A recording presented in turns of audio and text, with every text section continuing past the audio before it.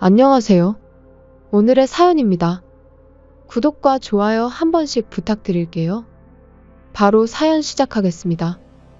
올해 37살이고 간호사로 일하고 있는 김은실입니다.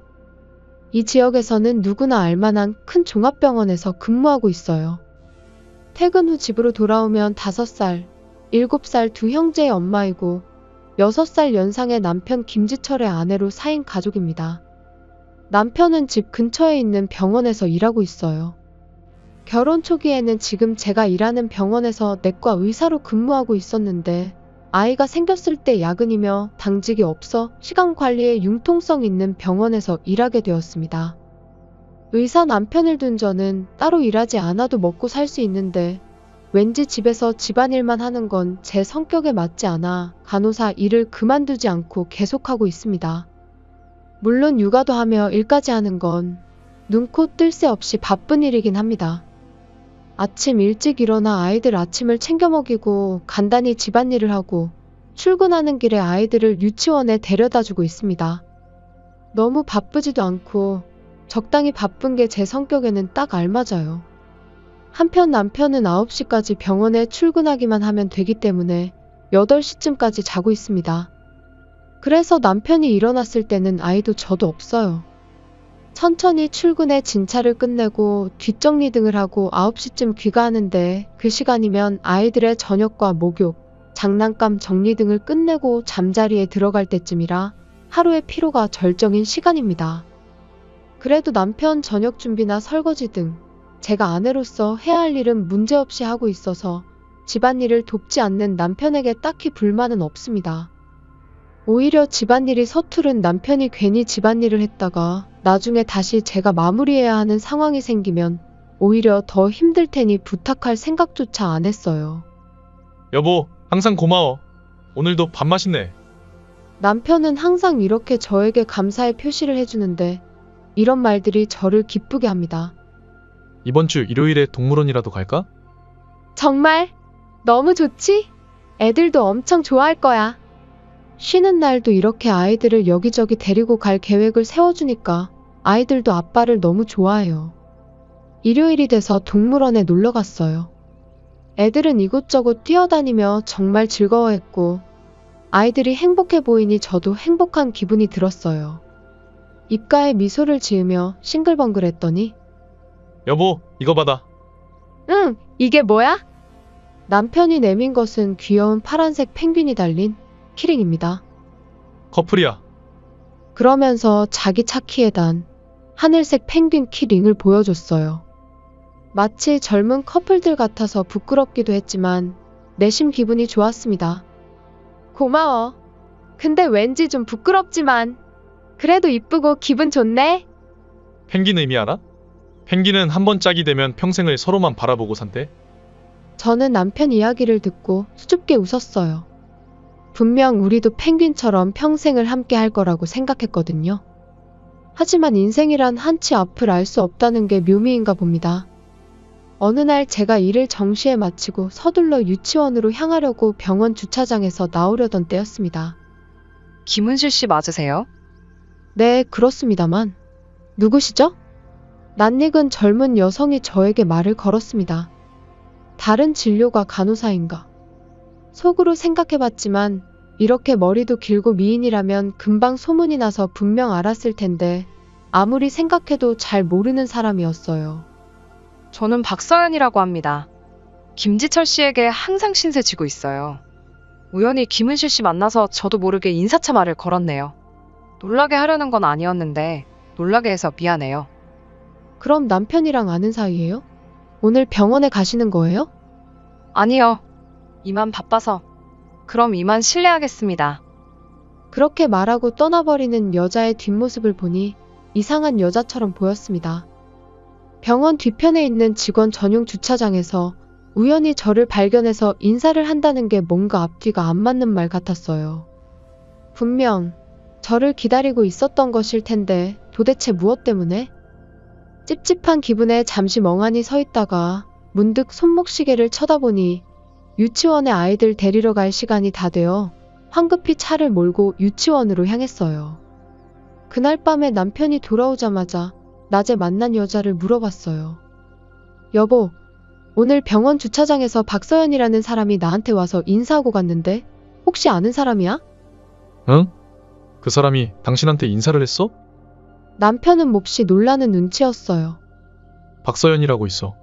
우리 병원에 있는 간호사야. 근데 왜 당신 병원에 일하는 간호사가 굳이 나를 찾아와서 인사를 하고 가지? 그걸 내가 어떻게 알아? 다음에 만나면 물어볼게. 왠지 모르게 빨리 얘기를 끝내려는 것 같은 남편에게 약간 수상함이 느껴졌어요. 그날 이후 또다시 박서연을 본 것은 그로부터 2주 정도 지났을 때 우리 집 앞이었습니다. 큰아들이 열이 나서 데리러 와달라고 유치원에서 연락이 와서 데리러 갔을 때였고, 아이 둘을 차에 태우고 집으로 가고 있는데 집 앞 주차장에서 익숙한 그림자가 보였습니다. 무심코 브레이크를 밟고 도로 가장자리에 주차하고 시동을 껐습니다. 조금 멀었지만 그림자의 주인공은 틀림없이 남편과 박서연이었어요. 혹시나 잘못 본 거일 수도 있으니까 핸드폰을 꺼내서 남편에게 전화를 걸어봤습니다. 여보세요. 무슨 일이야? 급한 일이야? 지금 일이 좀 바쁜데. 제 전화를 분명히 집 앞 주차장에서 받으면서 일이 바쁘다는 말을 했어요. 미안해. 다름이 아니라 첫째가 지금 열나서 둘째까지 모두 데리고 집에 가는 중이라고 말해주려고 전화했어. 아, 그래? 알겠어. 오늘은 나도 일찍 집에 들어가도록 할게. 그렇게 말하고 전화를 끊었어요. 집 앞에 있는 두 사람은 전화를 끊자마자 바로 걸어서 남편의 병원 쪽으로 향했기 때문에 조금 시간을 두고 귀가했습니다. 아들은 다행히 열은 났지만 집에 있는 해열제를 먹으니 금방 열이 떨어져 크게 걱정할 것이 없어 보였어요. 하지만 언제 또 열이 날지 모르기 때문에 날뛰면서 놀지 않도록 좋아하는 만화를 보여주고 얌전히 있으라고 단단히 일러주고 나서 간식을 꺼내주고 한숨 돌렸습니다. 그리고 머릿속을 헤집으며 지나가는 생각은 남편과 박서연입니다. 의심하고 싶지 않은데도 바람을 의심하는 저 자신이 싫어져서 기도하는 듯한 마음으로 자동차 키에 달린 펭귄 키링을 움켜쥐었습니다. 밤이 되자 남편은 말했던 대로 일찍 귀가해 큰아들을 걱정해줬습니다. 이렇게 가족을 생각하는 사람이 바람을 피울 리가 없다. 그렇게 믿고 싶은 마음이 굴뚝 같았어요. 여보, 무슨 일 있어? 고민이 많아 보이는 얼굴이네. 당신 혹시 오늘 낮에 집에 왔었어? 그건 왜? 분명히 눈동자가 흔들리는 남편을 보니 제 의심이 확신에 가까워진 것 같았어요. 아니, 뭔가 의자 위치가 움직인 것 같아서 혹시나 집에서 점심 먹으려고 왔다 갔었나 싶었지. 아냐. 오늘 점심 밖에서 먹었어. 당신 기분 탓 아니야? 의자 위치는 아침에 봤던 그대로 같은데.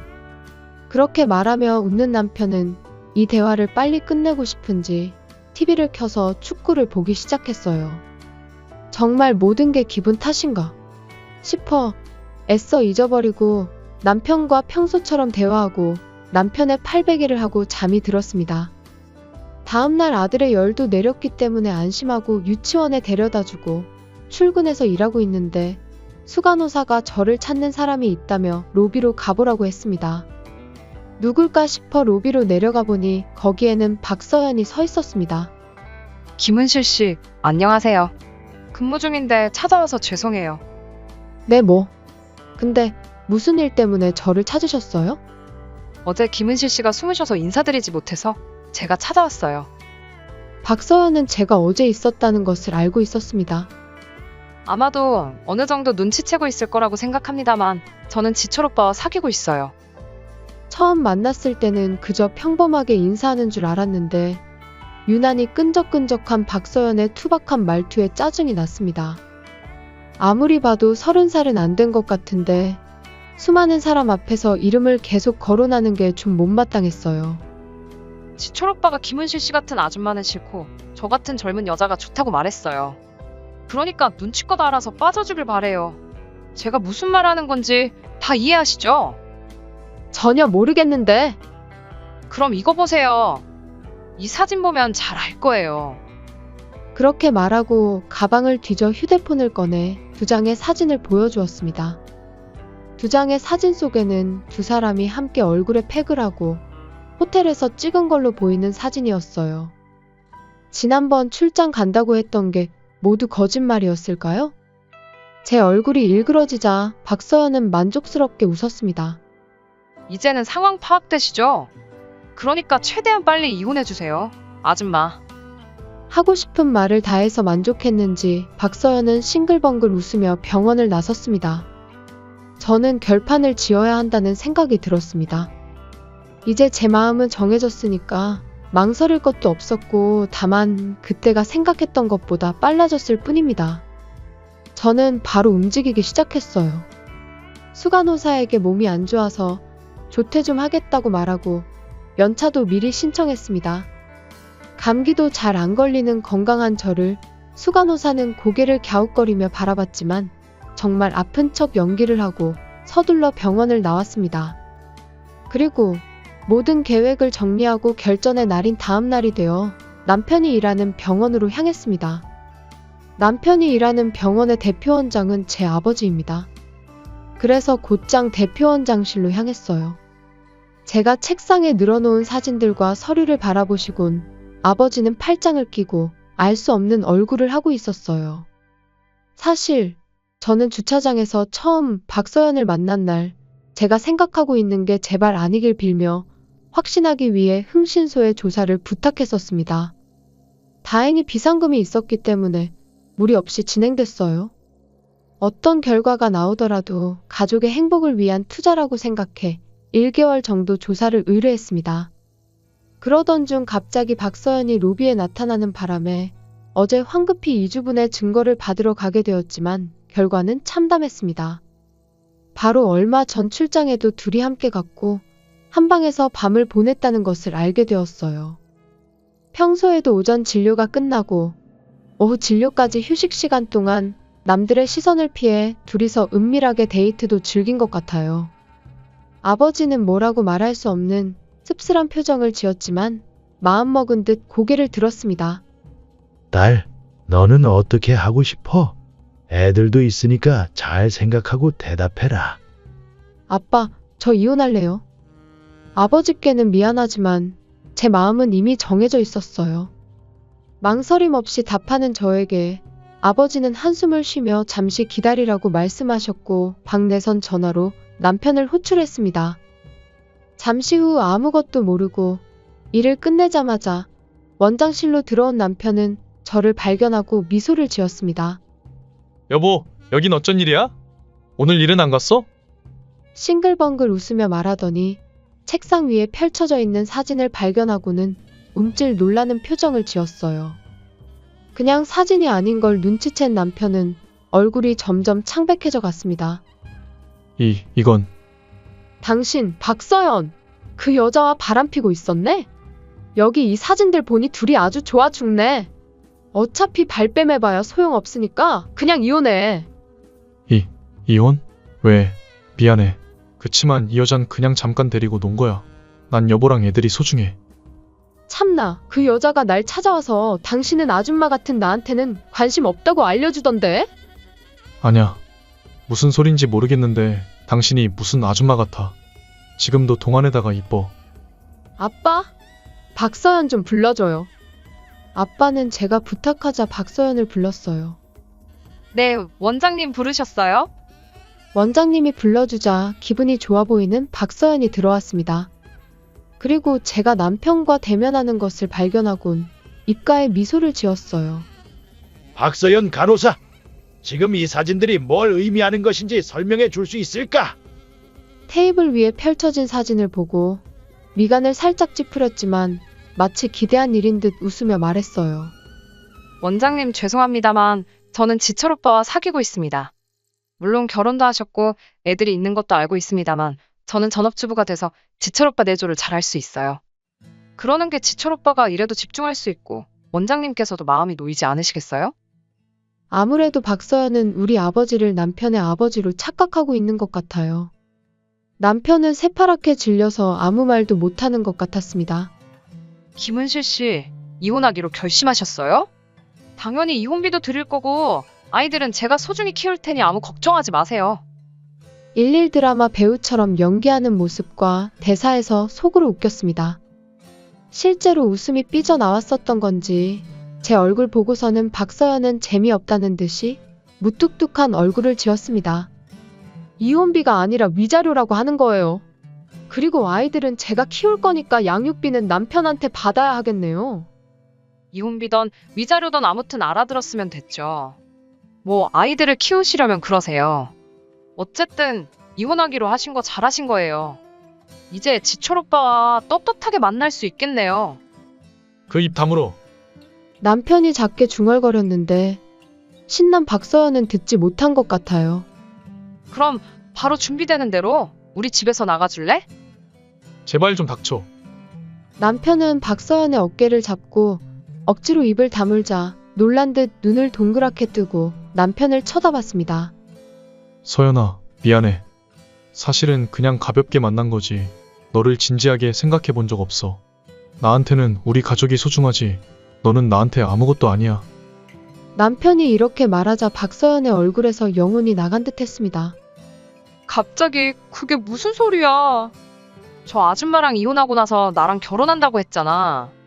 자기 원장 사모님으로 만들어준다고 했으면서 이제 와서 아무것도 아니라는 게 말이 돼.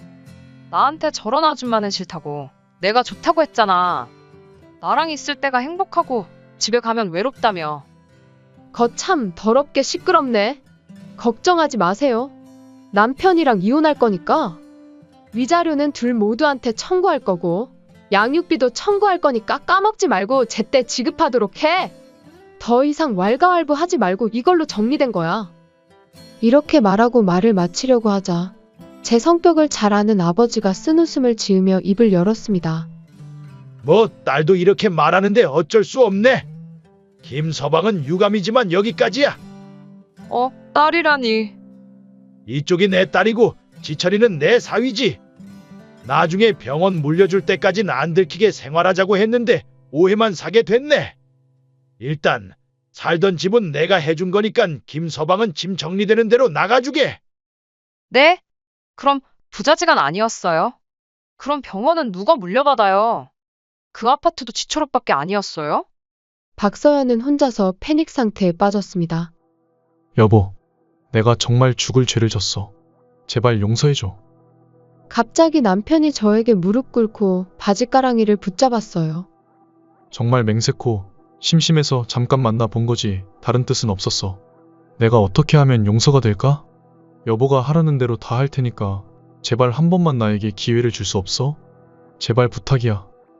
필사적으로 고개를 숙이고 용서를 비는 건 자신이 나락으로 떨어질 것 같은 위기에 처해 어쩔 수 없이 하는 행동이었을 겁니다.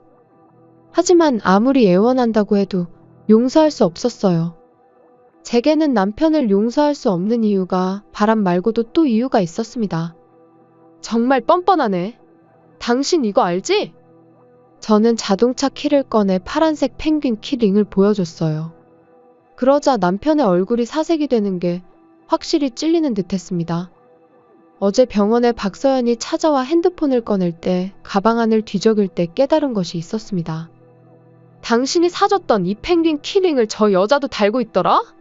펭귄은 한 번 짝이면 평생을 함께 한다며? 근데 나한테는 파란색을 주고 당신이랑 저 여자는 똑같이 하늘색을 달고 있네? 당신이 사준 거 맞지? 맞아. 남편은 자포자기했는지 고개를 숙이고 자신이 사준 게 맞다고 인정했어요. 그러니까 나한테 용서를 구해도 안 돼. 나한테는 파란색을 주고 너희 둘이 하늘색으로 커플을 한다는 건 마음이 이미 그쪽으로 갔다는 거 아니겠어? 절대 용서할 수 없으니까 더 이상 구질구질하게 굴지 말고 우리 그만하자. 안 돼, 여보. 제발. 김서방, 딸이 내가 할 말까지 다 한 것 같으니 더 이상 말은 안 하겠네만 정말 같은 남자로서 이건 아니지 않나? 병원 내에서 가정 있는 사람과 바람을 피우고 문란하게 한 것에 대해 둘 다 마땅히 처분을 내릴 거니까 그렇게 알게. 죄송합니다, 장인어른. 제발 병원에선 계속 근무하도록 해주세요. 이제 장인이라고 부르지 말게. 오늘은 더 근무하지 말고 둘 다 돌아가서 나오라 할 때까지 출근하지 말도록 하게. 잠깐만, 지철 오빠. 여기 아니어도 병원 많잖아. 다른 데서 일하면 되지 않아? 여기보다 더 큰 데도 많으니까 다른 곳에서 나랑 다시 시작하자. 넌 좀 빠져. 그냥 좀 닥치고 있어줘. 제발. 나는 우리 가족과 헤어질 생각 없어. 진짜 너무하네. 오빠, 날 속였네. 추하게 말다툼을 하는 두 사람을 아버지는 밖으로 내쫓았습니다. 남편은 끝까지 소중한 것은 지금의 가족뿐이라고 했는데 그럼 왜 그런 짓을 했을까요? 저는 우리 집으로 돌아가고 싶지 않아 아버지에게 부탁하여 당분간 친정집에서 살기로 했습니다. 친정에 도착하자마자 안심했는지 초저녁에 쓰러지듯 잠들어 버렸습니다. 눈을 뜨니 아직 깜깜해서 깜짝 놀랐지만 시계를 보니 자정을 가리키고 있어서 제가 상당히 피곤했던 것을 깨달았어요. 일어나서 습관처럼 핸드폰을 켜봤더니 남편에게 부재중 전화와 메시지가 한가득 와 있었습니다. 목소리는 듣고 싶지 않아 카톡을 읽어보니 그저 사과와 변명의 반복이었어요. 몇 개 읽어보니 결국엔 본인은 반성하고 있으니까 아버지 병원에서 계속 근무할 수 있게 부탁한다는 문장이 있었어요. 속마음은 이걸 원했던 것 같아 헛웃음이 나왔습니다. 화가 나고 한심해서 펭귄 키링을 힘껏 찢어 휴지통에 버렸어요. 그러자 지금까지 아무 일도 없었는데 갑자기 한없이 슬퍼지며 눈물이 쏟아졌고 한밤중인데도 저는 목청껏 울었습니다. 제 울음소리를 들었는지 자고 있었을 어머니가 놀라서 저를 보러 오셔서 밤새 제 곁에서 함께 있어 주셨어요. 진실로 하나 된 가족은 정말 따뜻해요.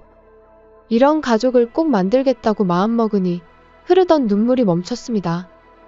다음날 아침에 눈을 뜨니 뭔가 후련하고 아주 개운했어요. 어머니는 걱정했지만 저는 원래 성격이 급해서 있는 것도 빨라요. 이제 남편에 대한 미련은 하나도 남지 않았어요. 그리고 아버지에게 소개받은 변호사를 만나서 위자료와 양육비를 결정하고 나중에는 변호사에게 모두 맡기고 일상생활로 돌아갔습니다. 그 후 생각했던 것보다 상당히 시간이 걸렸지만 어떻게든 이혼이 성립되었다고 변호사에게 연락이 왔어요. 남편은 재판에도 승산이 없다는 것을 변호사에게 설득당해서 합의에 응했다고 합니다. 그리고 이혼이 성립함과 동시에 박서연과 박서연의 부모님이 전 남편에게 들이닥쳐 결혼을 강요했고 전 남편은 거절하지 못할 상황까지 이르러서 결국 재혼했다고 합니다. 재혼에서는 박서연이 기대했던 것보다 무능력한 전 남편과 재산에 속았다며 둘은 하루가 멀다 하고 부부싸움을 한다고 하네요. 그리고 아버지는 지역에서 터줏대감으로 워낙에 마당발이라 전 남편의 소문은 순식간에 퍼져서 어느 곳도 채용하려 하지 않는다고 합니다. 지금은 모든 걸 훌훌 털어버리려고 3명이 함께 살 집을 알아보고 다니고 있어요. 그리고 사랑은 사랑으로 있는다고 누구 좋은 사람 없을까 하고 부모님과 이야기해보니 성질도 급하다고 한 소리 듣기도 했네요. 제 성격이 워낙 급하니 어쩌겠어요. 하지만 저는 아이들과 저 자신이 행복을 계속 누릴 수 있도록 쭉 노력하려고 합니다. 끝까지 시청해주셔서 감사합니다. 그럼 다음 영상에서 다시 뵙겠습니다.